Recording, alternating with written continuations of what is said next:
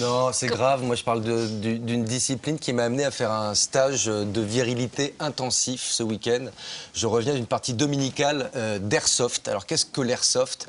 L'airsoft, c'est une discipline importée du Japon qui est née dans les années 80 et qui commence à faire fureur. Il y a un véritable engouement en France, là, depuis quelques temps. On prend des répliques, des jouets. Hein. Ce sont des jouets, des armes comme ça. Et on joue à pente et mort, à se faire la guerre entre mâles qui aiment grogner leur masculinité, qui aiment faire jouer leurs instincts guerriers. Alors, ça peut paraître pathétique, ridicule. C'est pas forcément une activité dédiée aux nostalgiques de Dien Bien Phu ou à des légionnaires retraités. C'est plutôt une alternative, de mon point de vue, à la chasse, au rodéo sur le périphérique, au concours de bière ou à la pétanque, quand on se cherche un espace pour exprimer sa masculinité. Alors attention, hein, je spécifie bien, interdit aux moins de 18 ans, ça lance des toutes petites billes, on fait des reconstitutions de bataille, des reconstitutions de scénarios. On peut finalement être le héros qu'on n'est plus dans sa famille, c'est-à-dire que le dimanche matin, eh ben, on se sent vraiment ce héros qu'on aimerait incarner pour sa petite famille. On se le sent comme ça pendant les parties de 2-3 heures. Je vous propose des images tout de suite. Bien. Allez, t'as du matériel ou pas? Non. T'es équipé? Bah il faut que tu t'équipes. 3, 2, 1, c'est parti! L'airsoft est un loisir où en fait on se tire dessus avec des petites billes de plastique. Le jeu est uniquement basé sur le fair play. Quand un joueur est touché, il le dit lui-même. L'origine des jeux de rôle remonte au début des années 70, hein, dans le milieu des wargames. C'était les amateurs de reconstitution sur papier de batailles historiques. Puis dans les années 80, le phénomène s'est diversifié et c'est là qu'il a connu vraiment son ampleur. Les thèmes explorés ont été de plus en plus diversifiés et les façons de jouer aussi. Nous jouons généralement avec des petits scénars où nous allons soit attraper un drapeau chez l'équipe adverse, soit tout simplement aller dans le camp adverse, toucher le camp adverse et là la partie est terminée. Maintenant, choisis ton lanceur, soit tu préfères le Kazakhstan, soit tu préfères la Côte d'Ivoire. À toi de jouer. C'est bien le Kazakhstan, c'est à la mode. C'est à la mode? Ouais. Alors allons-y. Allez. On va te passer les chargeurs.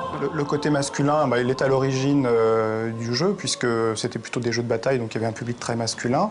Et même si aujourd'hui, dans le jeu de rôle dans la nature, on a un public féminin plus important, il y a toujours des styles qui sont un petit peu plus prisés par les hommes, qui vont peut-être faire un peu plus la part à des batailles. Donc il y a des jeux qui ne s'appellent plus forcément jeux de rôle dans la nature, mais jeux de bataille grandeur nature, où on va avoir surtout un combat. Et puis donc il y a aussi la variante plus contemporaine où on utilise des répliques d'armes à feu, comme pour l'airsoft ou le paintball.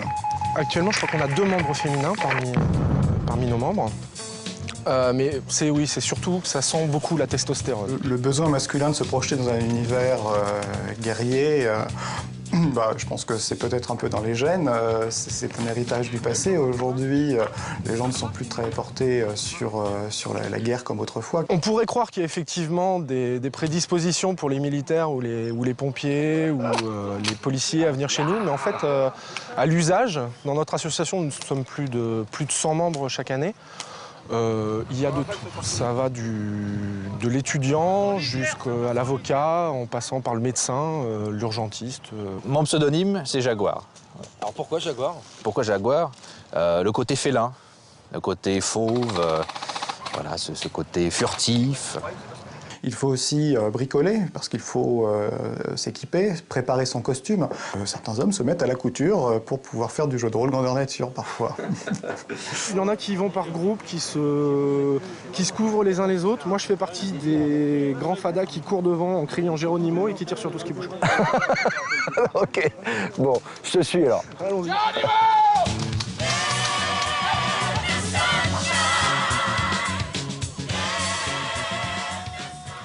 Alors, il y a un vrai débat sur la dangerosité de ce genre de pratique. Les armes que vous avez sont des répliques.